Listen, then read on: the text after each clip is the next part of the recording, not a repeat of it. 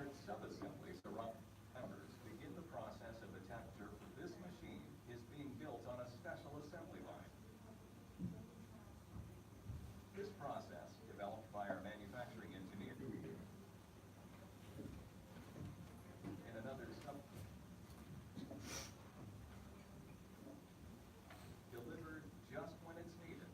The enclosure is secured to the machine. So you get the machine casting, all the components on it, then they bring the developed by our manufacturing sheet metal, engineers, put around it. saves more than 6 hours of assembly time.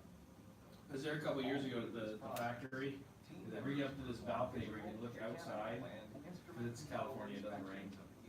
And you can look outside, like their warehousing of the castings and the machine tools is outside. They have a 1 million square foot under roof in this factory. And then they've got acres of storage outside. And pretty much as far as you can see out in this direction was all of the new castings that they were gonna use that month. They have about a month's worth of castings in process out there. If you are ever in the Oxnard, California area, they offer tours to the public. You should go there, walk through the factory. It is pretty amazing.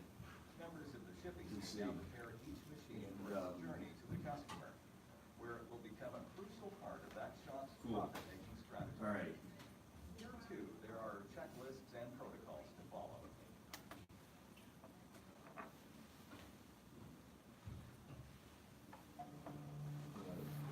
A little bit early here.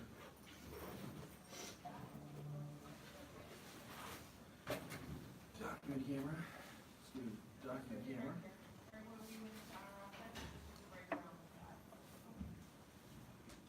Focus. You guys have all seen one of these before, right? Who has not made one of these? You guys all made one of these? All right.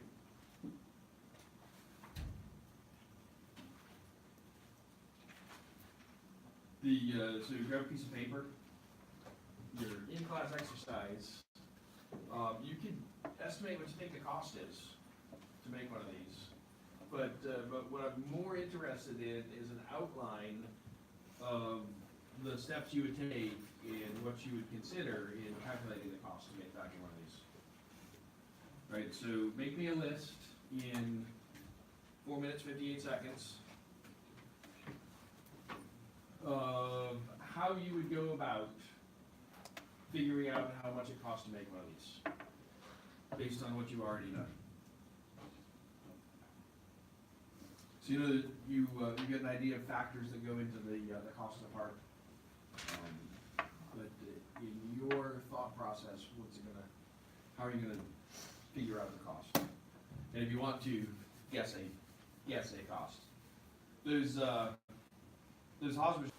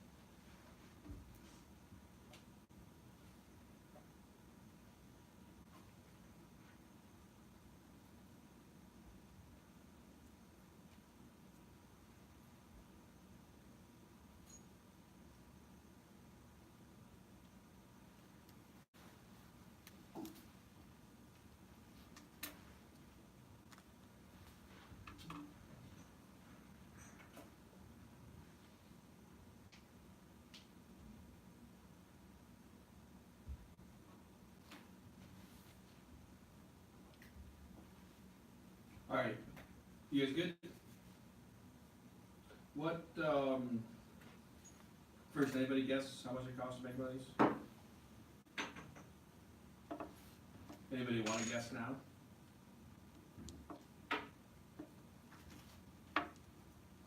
No? Nobody wants to guess? Alright, go. One of those, I would say $120. About $120. Alright. But that might be a good guess. I actually don't know how much it costs to make one. I do know the materials cost about $60. And so if you double that material cost, the cost to make it might be about $120. That's a fair first guess. What, if you wanna actually know how much it costs, what are you gonna start by doing? How are we gonna, the other screen here has a YouTube video playing, and I'm not sure why. But I'll stop it. Oh, cause it auto-played the next video after the timer was done. There you go. Yeah, I'm sure why. What are the factors? What are the steps? What's the first step you're gonna take to estimate this cost? Material costs. So you wanna estimate the materials cost, or find out the material cost.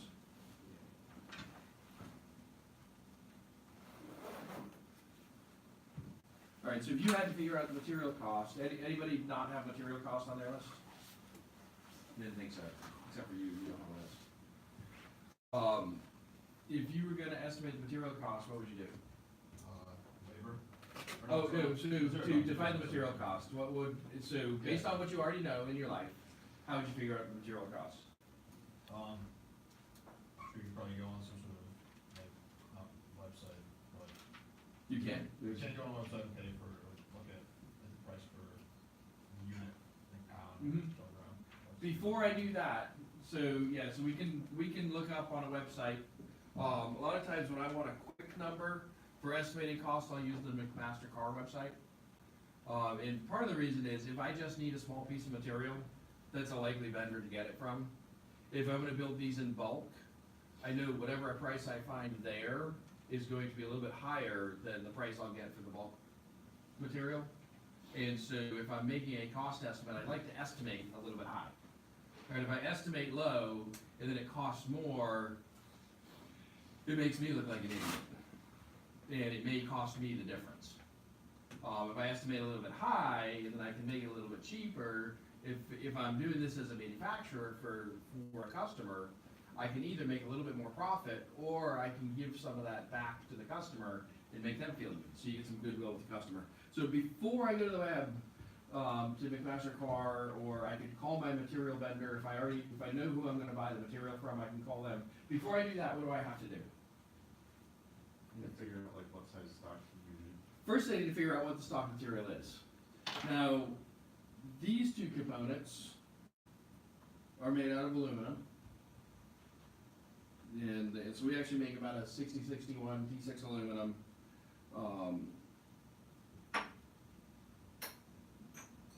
This component is made out of brass. And this again is made out of aluminum. So I've got, of the parts that we're going to machine to make this, it turns out both of these pieces can come out of the same stock material. It doesn't quite look like it here, but we do cut those out of the same stock material. This comes out of a round bar stock, this comes out of a round bar stock, this is a flat bar stock. Everything else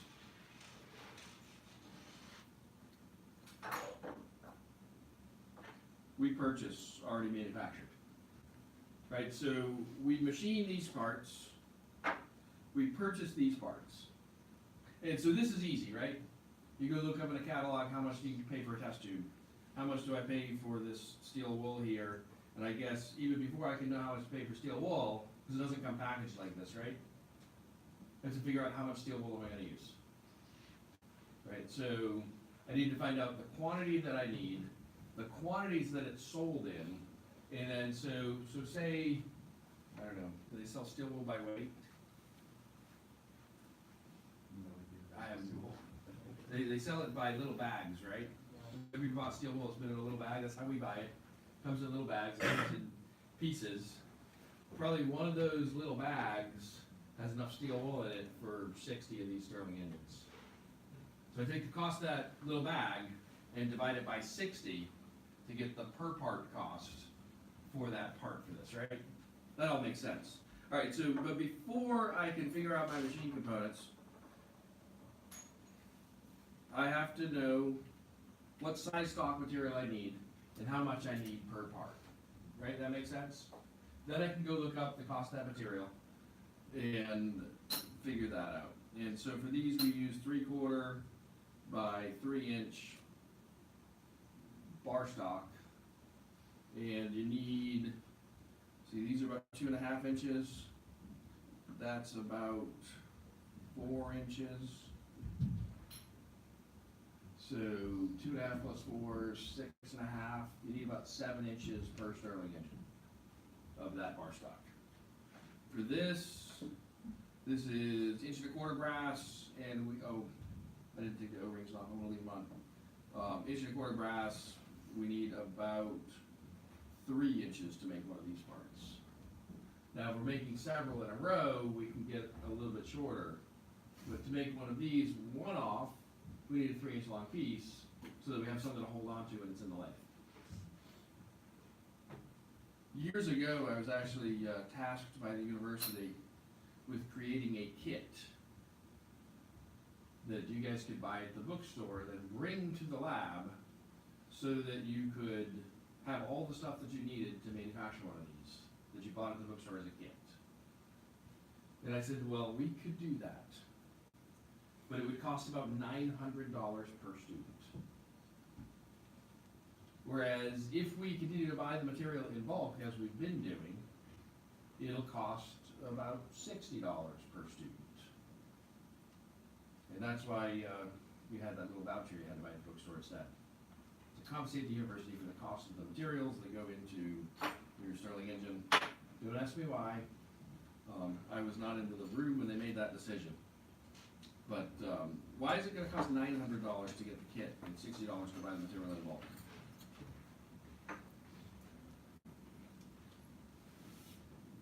What else goes into the cost besides material? You said labor? Yep. We'll get back to that question later. So, labor. So the labor to make the part. That goes into the cost. How do we estimate the cost of the labor? Yep. Like time and skills. So, time and skill. And so you mean the skill of the person doing the labor or the skill required to do the job? It's some both, that's it. Some of both, okay. So a highly skilled person doing a lower value job, we don't actually get to pay them less.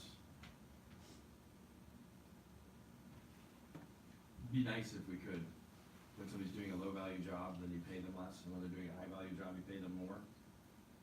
But I've never seen pay scales worked out that way. All right, so time and skill. So for skill here, we have some sort of a labor rate, right? Okay, what do people that do this kind of work get paid?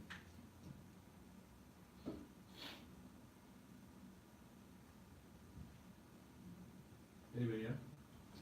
I don't know, it's like an all-in-one package, I use this person, and maybe SolidWorks, Esprit, and the machine.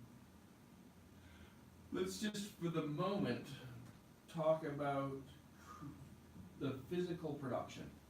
So let's ignore the fact that we had to design it. Let's ignore the fact that we had to have a sales force out in the field selling it to make it worth our while to produce it.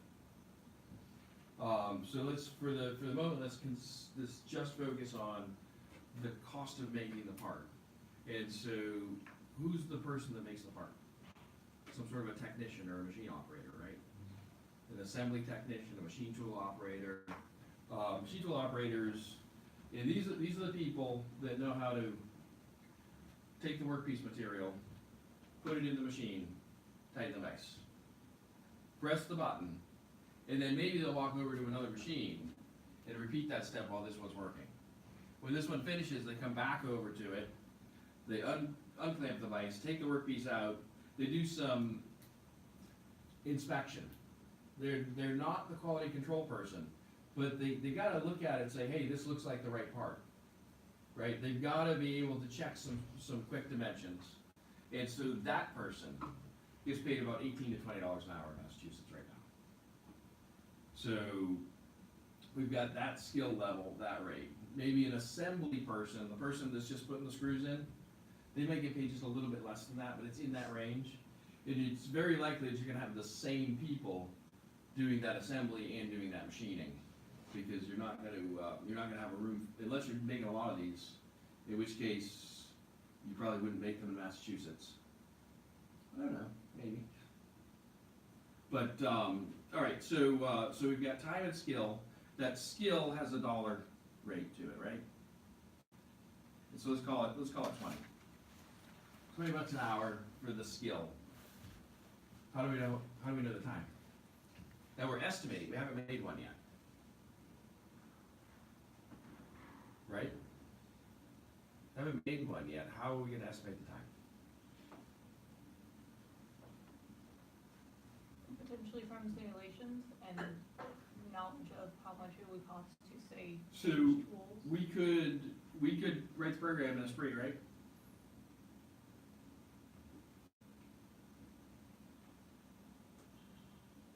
We could write the program in a spree, and when you do that, and you select all the operations, and you look at the properties window, it will tell you how long it's gonna take to run that program.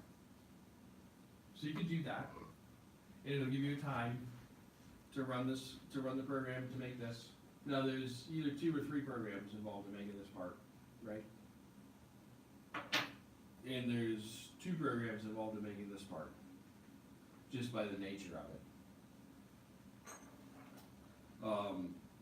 So besides the time to do the cutting, what else do we have to factor in? If they just like kind of gauge how long it'll take your technician to change programs and switch parts. So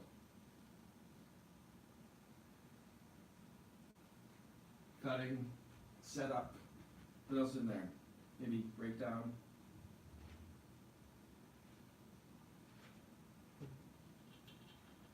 Hey, that's for each part, each component, right? Then we have to estimate what? Yeah, the cost of running the machine, like if Alright, so the cost.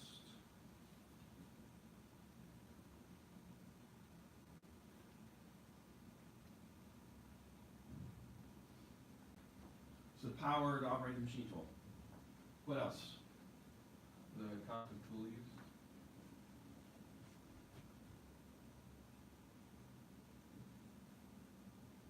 Because the tools wear out, right? And that's why, to get the kit to make these, would cost about $900. But to do the stock to make these was about 60 bucks, because we had to factor in the tool wear. If we're selling everybody a kit, that means everybody also gets a box of all the tools they need. And so that's why the cost is so much higher. All right, so cost of tooling and tool wear. What else goes into cost?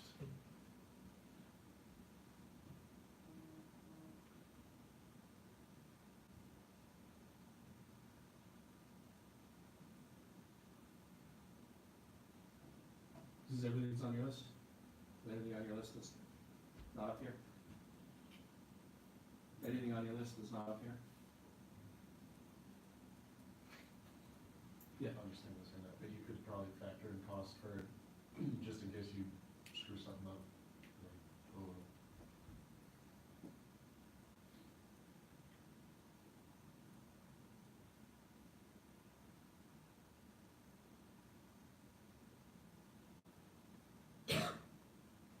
Fudge factor for waste. Now, you asked the question earlier, yep, go.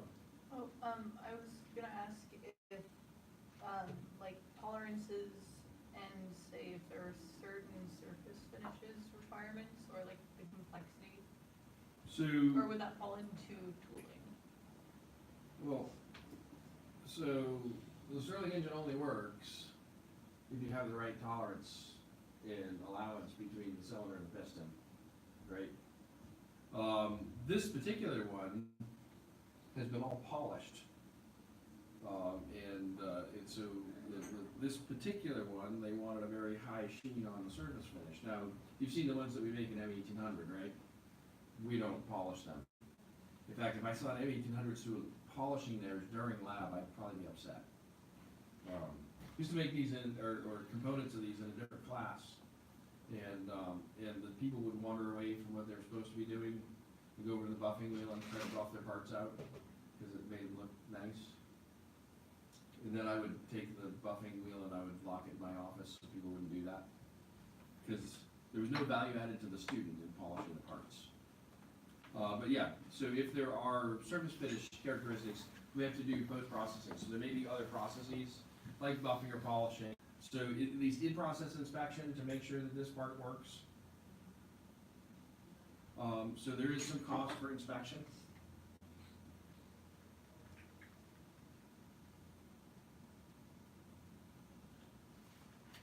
Anything else that we missed? Machine maintenance costs?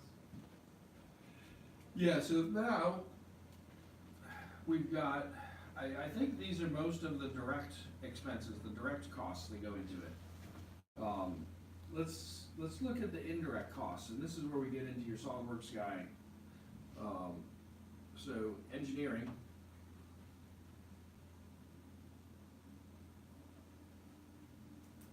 Do you guys know that at a manufacturing company, engineering is an expense, right? Engineering is a cost center at manufacturing companies. It's not a, what's the word? Revenue generating sector of business. It's not a profit sector, it's a cost center. What do the accountants like to do? What do all accountants like to do in manufacturing? Any business, what do the accountants like to do? They like to reduce cost, right? So make sure you're important, because you're a cost at the company. They like to reduce you. All right, engineering. And so this includes labor doing the engineering, right? It also includes software licenses, right? It also includes software licenses. What else goes into it paying for engineering?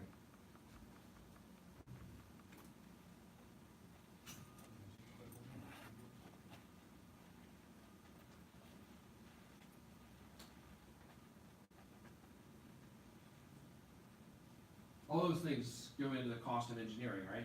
Gotta be a place for engineers to sit, desks, chairs, computers. Somebody had, what did you say, just to start this discussion? You had something that started this, we got off direct costs and then the indirect costs. Machine maintenance? Oh, so, yeah, so.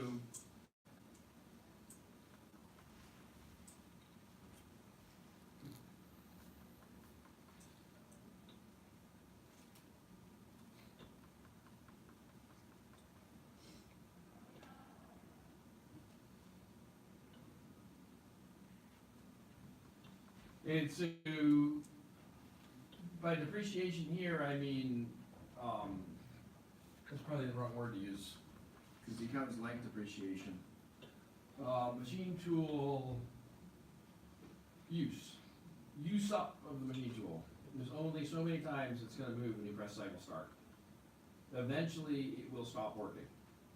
No matter how good your maintenance program is, eventually it's gonna get used up, that machine tool. So there's the cost of the machine tool. And that's sort of on our, so we had over here cost of operation of the machine tool, right? Our power thing. It's really hard to separate this out and attribute it to the workpiece. especially if you're making all different kinds of work pieces. So a lot of times we'll move this over to our indirect also, right? So there's the operation of the offices. There's the real estate cost. Either you're leasing the space where the office is and the machines are, or you're owning it. And if you're owning it, then you probably got a mortgage on it. You've definitely got real estate taxes either way. There's all that. There's licenses that you have to operate in that place. So all of those things go in to overhead. Now, when we're making our quick cost estimate, right? Because if your potential customer sends you the drawings for these parts, and they ask you for an estimate, when do they want the estimate?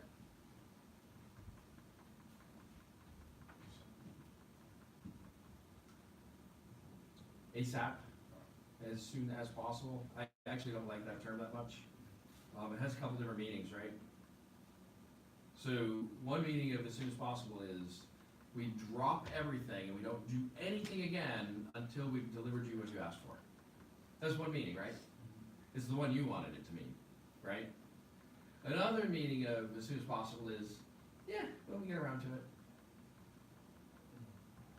it. And then it's everything in between. So I don't like as soon as possible. But when does the customer want the quote? They wanted the quote the moment they thought of asking for it, right? The instant they thought of asking you, how much is this going to cost? That's when they wanted to know the information. Now they understand it takes a little bit of time, but if we go through and figure out our overhead costs on each of these little parts every time, and if we go do our Esprit programming before we get the order every time, excuse, who does this? The engineer does that, right? The engineer gets a lot more than $20 an hour. The engineer costs a lot more than $20 an hour. What do engineers get paid these days? Starting engineers from WPI get paid in manufacturing.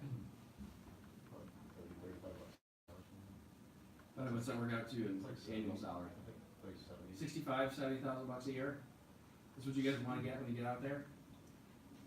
Okay, so now that's what they collect in their take-home pay, right? Or in their gross pay in their paycheck, maybe? How much does it cost the company to hire that engineer? Anybody know? What's that plus the benefits? The rough number is whatever salary you're giving the person, double that, and that's what it costs you to offer that salary to that person. Because, so you pay taxes, right? You know, the company matches your taxes out of their side of it. There's the cost of the benefits, there's cost of having the office there and all that stuff. So you pretty much double that salary. Okay, so we don't want to do that beforehand, do we? To estimate the cost? Okay.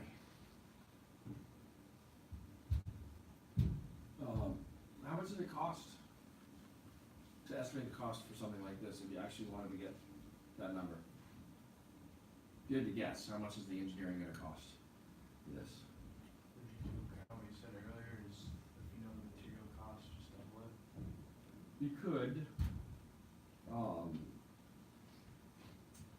You gotta have to put more into it than simply doubling the material cost if you want to get the jobs. We got. All right, we're gonna transition to what's the value. So this is sort of how do you understand the cost of manufacturing? Now, how do you understand the value of it?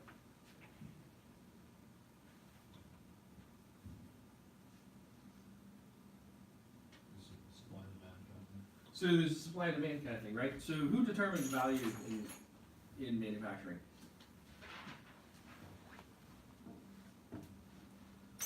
So there's a lot of factors that go to the cost. If you want a quick estimate of the cost, a lot of times you use engineering judgment. We made stuff that looked like that before. It cost us about this much to make that thing before. Therefore, $120. I think that this has assembly in it. So it might be a little bit higher than your 120. Maybe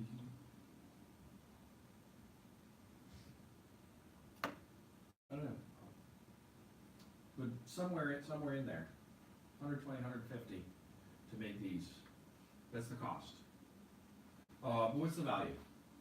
So what is value in manufacturing?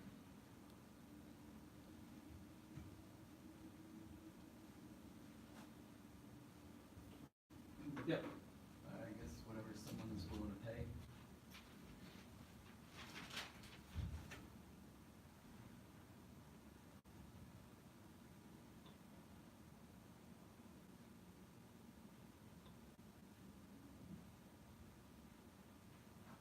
How do you know? How do you know what they're willing to pay?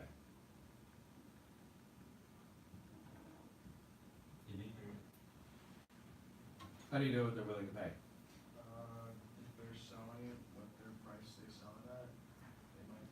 Maybe. How do you know what they're willing to pay? Look at competition.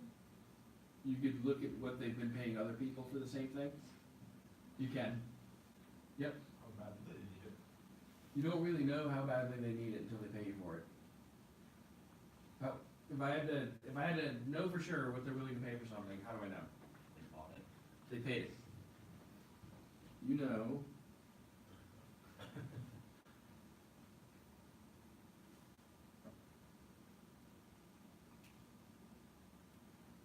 Now, this is the value to me, the manufacturer.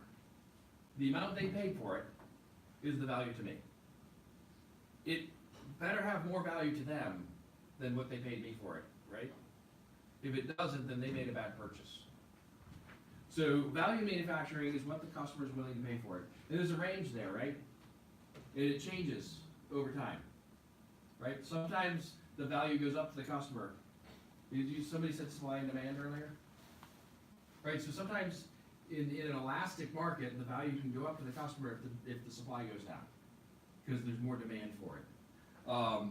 Frequently, what happens, especially if your customer is a large billion-dollar corporation, is if you've been making these, say you've been making this part for the customer for 2 years at a particular price point. They come in and they say, we need to take 25 cents off the price. Because their accountants told them they need to make their costs go down. That happens all the time. So value manufacturing is determined by the customer. The cost in manufacturing is determined by an enormous array of factors, right? And what's the difference between cost, value and cost?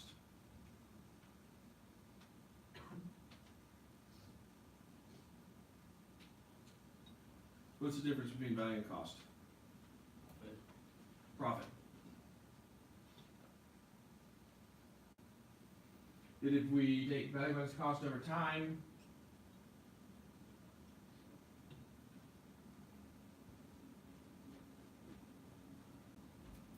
that's the profit rate.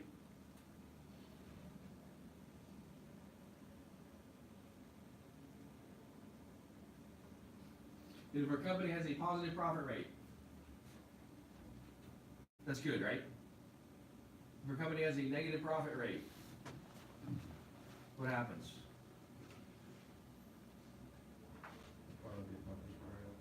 We'll be a company for very long.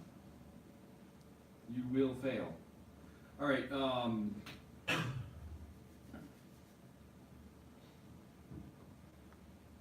What can we do to increase profit rate as a manufacturing company?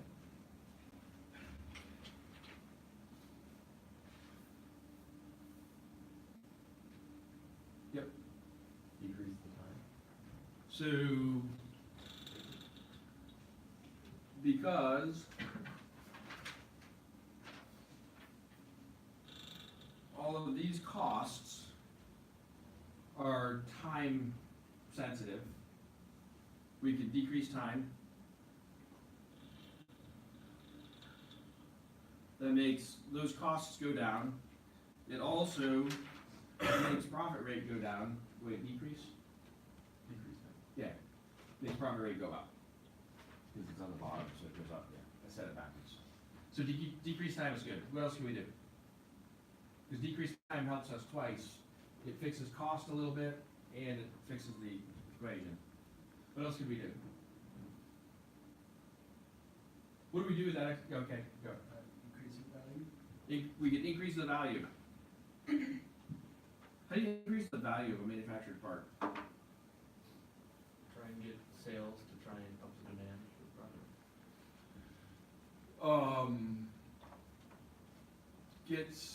Is that your increase the value? Is up the demand? Okay. Yeah, that works as long as it's an elastic market.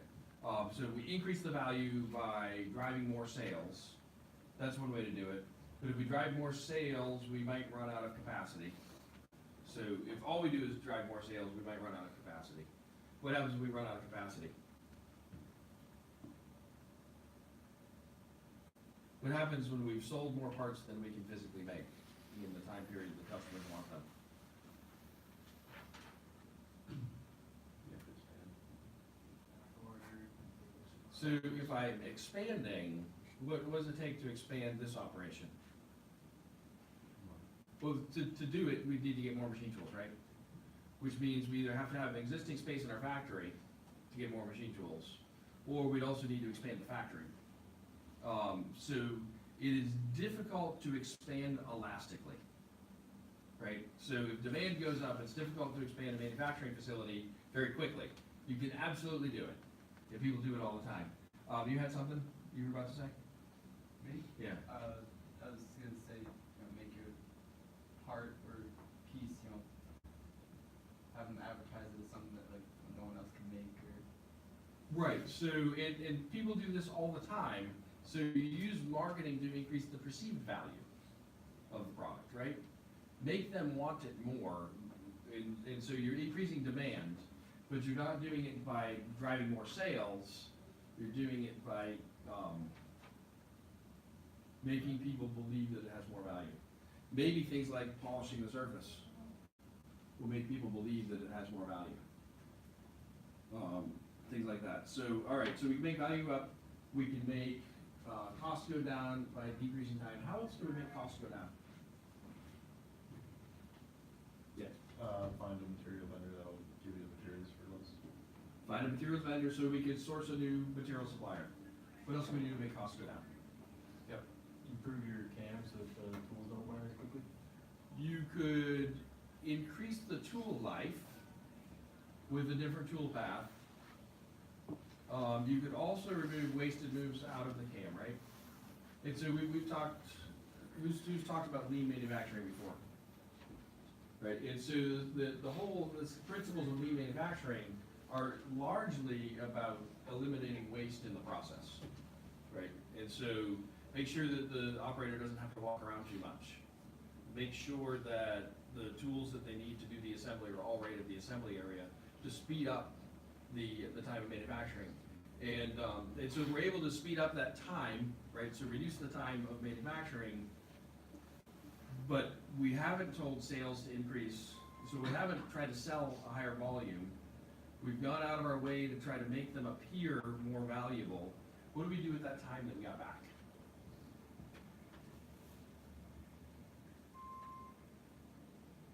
Yep. Work on another project. You could work on another project. Years ago, who's ever eaten down at Higgins' house on campus? Anybody? You've been down to Higgins' house for an event or something like that? So years ago, there was a faculty dining room down there. You'd sit down at a table, there was a menu, they'd bring you the menu, they'd bring you the food, stuff like that. It's a really kind of nice little restaurant down there. Then they went away from the table service and set it up as a buffet, which I could see some economies there doing that. It would probably save them something, I'm not sure. But they would still set the tables. And then about a year after that, they stopped setting the tables. And so you had to pick up your silverware and bring it to the table yourself. And so one of my colleagues that was there one day asked them, I said, why'd you guys stop setting the tables? They said, well, to save money. And he asked, well, how many people did you lay off when you stopped setting the tables? Well, nobody. So did they save any money to stop setting the table? No. They did less work, but they didn't save any money. So there's things like that. All right, so we've got the rest of the week. Homework 2 is up there and assigned. It should be very easy. Do with your group. I don't remember the due date. I may have to click the button to turn it on, because I don't remember the due date. But I remember posting it. I'll check that.